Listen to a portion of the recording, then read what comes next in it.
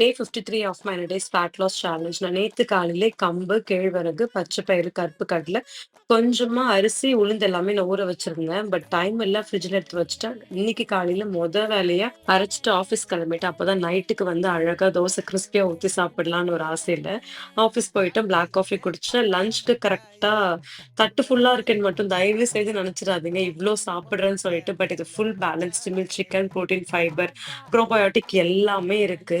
லஞ்ச்க்கு அப்புறம் multi vitamins and evening ஒரு 5:00 போல கொஞ்சம் ஃப்ரூட்ஸ், நட்ஸ் எல்லாம் சாப்பிட்டேன். ஒரு ப்ரீ ஒர்க் அவுட்க்கு 2 மல்டிகிரெயின் பிரெட் வித் பனானா சாப்பிட்டுட்டு ஜிம் கிளம்பிட்டேன். இன்னைக்கு எனக்கு ஒர்க் அவுட் பண்ற மூடு சுத்தமா இல்ல.